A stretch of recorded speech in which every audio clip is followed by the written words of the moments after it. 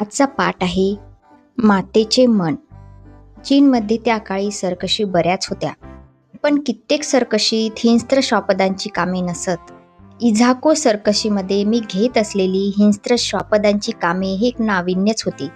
त्यामुळे इझाको सरकशीला तिथे विशेष महत्त्व आले व प्रसिद्धी मिळाली. हिंस्त्र श्वापदांची कामे फारच अवघड व रोमांचकारक होती. ती पाहण्यासाठी खेळांना मोठी गर्दी उडे. माझ्या मुलाखती घेण्यासाठी वृत्तपत्र प्रतिनिधींची सारखी रीघ लागलेली असे. काही पत्रकारांना मात्र माझ्या नुसत्या मुलाखती प्रसिद्ध करण्यात स्वारस्य वाटत नसे. त्यांच्यापैकी काहींनी सुचवले की मी तंबूबाहेर पिंजरा उभा करावा व त्या पिंजऱ्यात उघड्यावर हिंस्त्र श्वापदांची कामे घ्यावीत. असे केल्याने त्या कामांची छायाचित्रे घेणे त्यांना सोयीचे होईल. मला ती सूचना अगदी पसंत पडली. त्यांना छायाचित्रे घेता यावीत या दृष्टीने तंबूबाहेर खेळ करण्याचे मी ठरवले. तंबूच्या बाहेर रिंगण तयार करून मी खेळाचा पिंजराही उभारला. दुसऱ्या दिवशी सकाळी 8 वाजता कॅमेरा वगैरे घेऊन तयारीने येण्यासाठी मी पत्रप्रतिनिधींना कळवले. ते हजर होताच मी खेळाचा पोशाख करून जनावरांसह पिंजऱ्यात गेलो. 12 मे 1935चा तो दिवस होता. जनावरांच्या प्रत्येक कृतीचे चित्र नीट करता यावे म्हणून एक एक काम मला अनेकदा करून घ्यावे लागत होते. माणसांची छायाचित्रे घेतानाही किती त्रास होतो, तर हिंस्त्र श्वापदांच्या कामांची छायाचित्रे घेणे किती मुश्किलीचे झाले असेल याची कल्पनाच केलेली बरी. तंबू बाहेर पिंजऱ्यात जनावरांची कामे अशी चालू असतानाच काही मोत्तद्दारांनी तबेल्यातील घोडी सोडली व ते त्यांना तंबूत तालमीसाठी घेऊन जाऊ लागले. आमच्या पिंजऱ्याजवळून ती घोडी जाऊ लागली तशी पिंजऱ्यातील जनावरे त्यांना पाहून कावरीबावरी झाली व चेतावली. त्यांच्या बावरलेल्या मनस्थितीकडे मी द्यावे तसे लक्ष दिले नाही. त्यांच्या घेतल्या जाणाऱ्या छायाचित्रांकडेच माझे अधिक लक्ष होते. एक काम आटोपून दुसऱ्या कामासाठी मी स्टुलांची मांडणी व रचना करू लागलो. इतक्यात एका सिंहाने पाठीमागून माझ्यावर हल्ला केला. माझ्या उजव्या हाताचा दंड त्याने एकदम तोंडाने पकडला. मी चकित झालो, कारण माझ्यावर हल्ला करणारा सिंह चांगला मांसाळलेला व सुस्वभावी होता. त्याने आपल्या जबड्यात माझा दंड पकडलेला पाहताच मी क्षणही वाया घालवला नाही. त्याच्या तीक्ष्ण व मजबूत सुळ्यांची पकड दंडावर घट्ट बसण्यापूर्वीच मी त्याच्या जबड्यातून दंड हिसकावून बाहेर घेतला आणि पुढे उडी मारली. मी तोंडातून सुटलेला पाहताच त्या सिंहाने मला रागाने पंजा हाणला आणि उडी मारता मारता त्याच्या पंजाचा तडाखा माझ्या उजव्या मांडीवर बसला. त्या बळकट पंजाचा तडाखा इतका जोरकस होता की मी कोलमडूनच पडलो असतो, पण सावरलो. त्याच्या तडाख्यातून निसटताच मी उलट फिरून त्याला तोंड दिले. तोच दुसऱ्या बाजूला उभ्या असलेल्या सिंहाने माझ्यावर चाल केली. आता एकच नव्हे तर एकदम 2 सिंहांना तोंड देण्याची माझ्यावर पाळी आली. चवताळून उठलेले ते 2 सिंह समोर आणि माझ्या हातात ना काठी ना चाबूक. जीवावर बेतले की युक्त्या सुचतात. जवळ असलेली छोटी स्टुली उचलून ती त्या सिंहाच्या अंगावर मी भिरकावली. स्टुलांचा मार लागताच ते दोन्ही सिंह गुरगुरत परत फिरले आणि त्यांच्या रागाच्या पहिल्या तडाख्यातून मी बचावलो. ते मागे हटलेले पाहताच मी लगेच चाबूक हाती घेतला.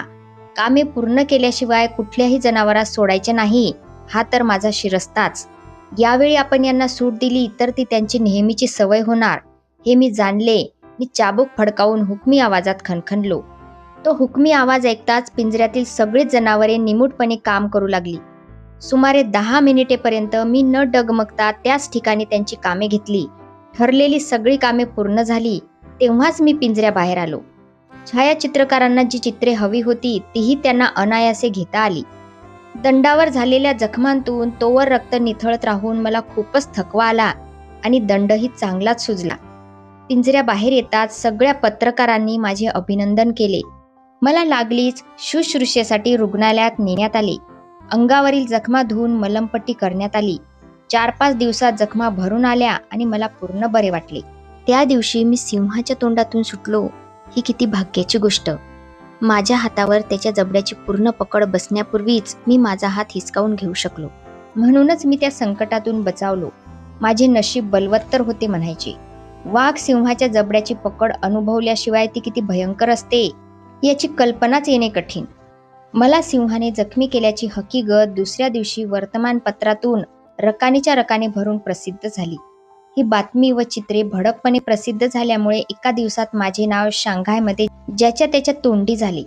माझ्या साहसाची व धैर्याची स्तुती करणारी अनेक पत्रे मला आली. तुम्ही कुठल्याही क्षेत्रात यशस्वीपणे चमकू लागलात की चाहत्यांकडून अशी पत्रे तुम्हाला येऊ लागतात. त्यात विशेष असे काही नाही. पण त्यावेळी मला एका वृद्ध फ्रेंच स्त्रीकडून एक चटका लावणारे पत्र आले होते. मातृहृदयाच्या प्रेमळपणाची साक्ष म्हणून मी ते पत्र अजूनही जतन करून ठेवले आहे. तिने लिहिले आहे, मुला, सिंहाने तुझ्यावर झडप घालून हल्ला केल्याची हकीकत मी वृत्तपत्रातून वाचली आणि माझे हृदय कळवळले. तुम्ही तरुण मुले भलभलती साहसे करायला प्रवृत्त होता आणि संकटे ओढवून घेता. पण त्यावेळी आईची आठवण तुमच्या मनात कधीतरी येते काय? बाळा, तू विनाकारण आपला जीव धोक्यात घालू नकोस, असे मी तुला आईच्या मायेने कळवळून सांगते. तुझ्या जीवाचे काल काही बरे वाईट झाले असते तर तुझ्या आईच्या जीवाला किती यातना झाल्या असत्या. तुला तिच्या दुःखाची कल्पना येणार नाही, पण मी पुत्रवियोगाचे दुःख अनुभवले आहे. तिचे दुःख मी जाणू शकते. मुला, तू अशी संकटे पुन्हा स्वतःवर ओढवून घेऊ नकोस रे. हे पत्र मी आजवर जतन करून ठेवले आहे. ज्या दिवशी सिंहाने माझ्यावर हल्ला केला त्याच दिवशी तिचा एकुलता एक मुलगा शांघाय शहरातच मोटारच्या अपघातात सापडून ठार झाला होता. त्या दुःखाने ती होरपळली असतानाच माझ्यावरील हल्ल्याचे वर्णन वाचून त्या मातेचे मन कळवळले. तिच्या या पत्राकडे लक्ष गेले की आजही मला माझ्या आईची आठवण येते. अशा प्रकारे हा पाठ इथेच संपला. हा पाठ तुम्हाला आवडला असेल तर नक्की कमेंटमध्ये सांगा.